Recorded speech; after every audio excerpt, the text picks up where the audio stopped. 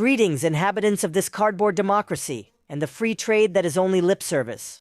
Welcome to another episode of this reality show called Mexico 2026, where reality hits harder and harder, and so does logic. It went on vacation quite some time ago.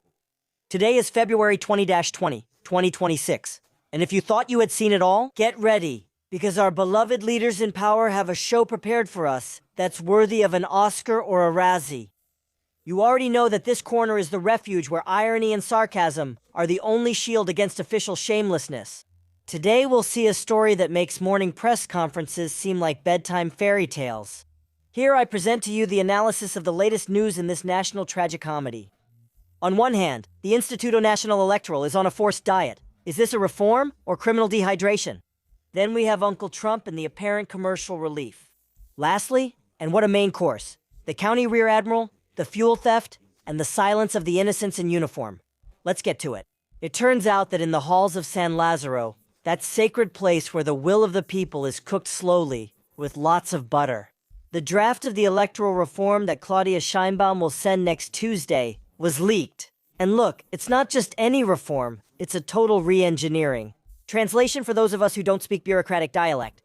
They're going to cut the Instituto Nacional Electoral by 70%. Yes, you heard that right. Basically, they want the National Electoral Institute to organize the 2027 elections with 3 paperclips, a stapler without staples, and the goodwill of the servants of the nation. What's the plan behind the big cut? The official narrative tells us it's for austerity, that magical concept that only applies to whatever gets in the government's way. But let's be honest, the goal is to leave the Instituto Nacional Electoral so dried out that it can't even afford to print the ballots on paper. The move is about security. If the referee doesn't have a whistle, a uniform, or fields, then the owner of the ball sets whatever rules he wants. What's the excuse? They say the Instituto Nacional Electoral is expensive, sure, compared to the billions that evaporate in other projects that don't work. An institution that guarantees your vote counts is a luxury we can't afford. And the opposition, which at this point seems more like a book club than a political force, has already come out to say that this is an attempt to suffocate electoral operations. Don't tell me how perceptive you are. Meanwhile, civil society is organizing marches that the government will ignore. With the same smile as always, let's change the channel to our favorite section, our stormy relationship with our northern neighbor.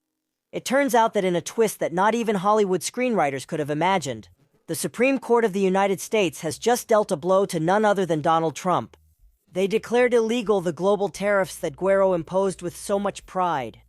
What a tragedy for orange protectionism. This, of course, is pure oxygen for the Mexican economy, which was 2 minutes away from going into cardiac arrest. Because of the uncertainty, these bastards are even lucky. Today, President Chachis gave her morning address from Guanajuato, a very peaceful state if you ignore everything that happens there. Upon receiving the news of the ruling, she put on her stateswoman suit. Cautiously, she celebrated, but with the handbrake on, saying she would review the legal implications. In other words, she doesn't want to declare victory just yet, in case Trump releases another statement, ignoring the ruling completely. Claudia boasted that Mexico closed 2025 as the #1 trading partner of the United States, exporting the modest amount of $534 billion. And here comes the quote of the day. She called this integration with sovereignty. It's a beautiful phrase. It's like saying you're independent but you live in your parents' basement, and they pay for the Wi-Fi. But anyway, as long as the dollars keep flowing, everything holds up. Now let's get to the main course. Customs, bullets, and other facts. The manual for fiscal fuel theft. Do you know what's the cutest thing about this country? Our ability to be amazed by the obvious. It turns out that in the fascinating world of the Fourth Transformation, where they swore to us that corruption would be swept from the top down, like stairs, it seems the dust got stuck on the naval steps. And audio has surfaced that's a real gem, or rather proof of a clear death sentence. Let's talk about Rear Admiral Fernando Rubén Guerrero Alcántara, a man who, in a burst of patriotism or maybe extreme naivety, thought that reporting a multi-million-dollar corruption network to his superiors was a good idea. Spoiler alert, he ended up murdered by hitmen on motorcycles in Manzanillo. A clean execution, experts say, almost as clean as the fuel that was coming into the country, disguised as additives and oils to avoid paying taxes. The Rear Admiral didn't go with hallway gossip. He documented tax fuel theft at the Maritime Customs, a scheme where fuel enters the country with false labels, evading taxes and feeding a network that involves commanders and strategic personnel changes. And of course, those yellow envelopes or black suitcases full of cash that are so popular in national politics. In the audio, which is basically the political testament of Guerrero Alcántara, we hear a meeting with the then Secretary of the Navy, José Rafael Ojeda Durán, and mentions of meetings with the new head under the government of Claudia Sheinbaum, Raimundo Pedro Morales Angeles. Because, of course, corruption doesn't care about transitions. It's institutional and transgenerational. Well, look. Here there are two options. Either we expose all of this and I don't care who goes down, because I'm not involved in that. Yes. Or do we try to close it here ourselves with everyone changing this bunch of bastards, sending them somewhere else? What I do want is for you to put in writing what he told you, sign it, and give it to me. Yes. With the whole network of connections, with everything he says about Primaco and Manuel and Fernando, all that kind of stuff. But I want to ask some questions. Let's see. Did you receive money? Yes. Who gave it to you? Miguel? Who? Miguel Ángel Solano Ruiz. Who is that Miguel Ángel Solano? The Corvette captain, retired. Miguel Ángel Solano.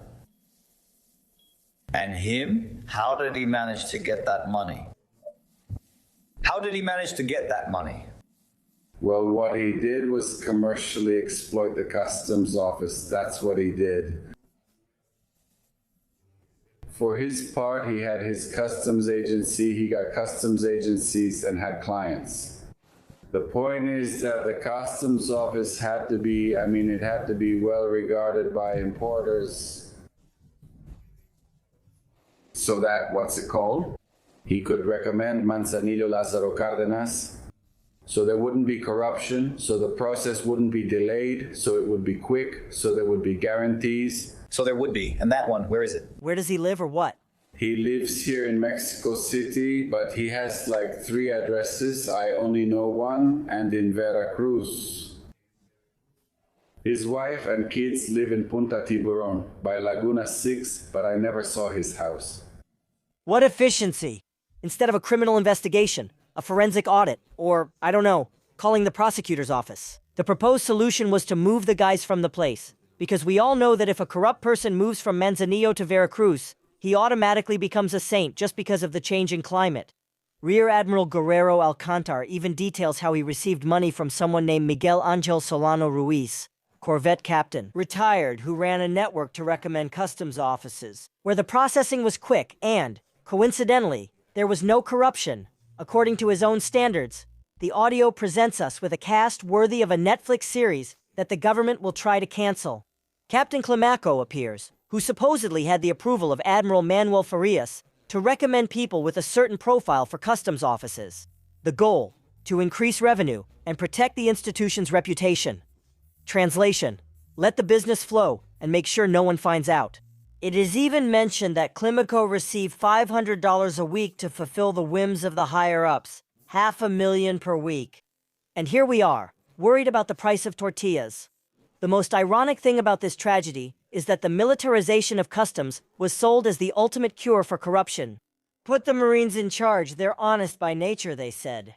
Well, the audio proves that the uniform doesn't make you immune to greed. It just means the corruption networks get better tactical training.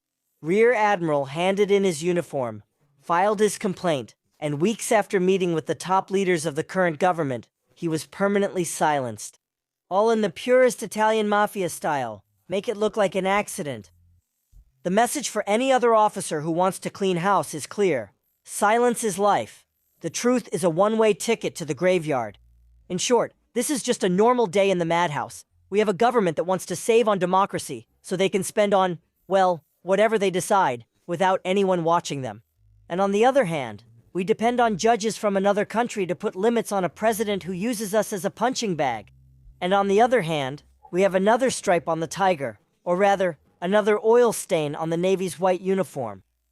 And while they keep telling us that corruption no longer exists, The voices of the dead tell us that it's more alive and profitable than ever. That's how things are in this beautiful and beloved Mexico, where logic is the #1 enemy of the state.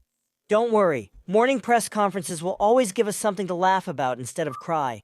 Tell me, do you think the Instituto Nacional Electoral will survive this 70% suffocation, or should we start getting ready to vote by acclamation in the public square? Don't forget to share this content before they tell us that this video is also a fabrication by the conservatives. I'll read your comments if they haven't started taxing us for having an opinion yet.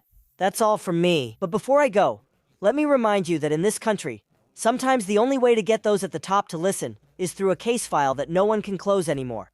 See you in the next episode of this reality, which surpasses any fiction. See you on Monday. Remember that you can make your donations via PayPal. You can find the information in the comments section. Thanks to you, this channel stays active. It's very important to subscribe, like, and press the bell to receive notifications every time there's new content. Thank you.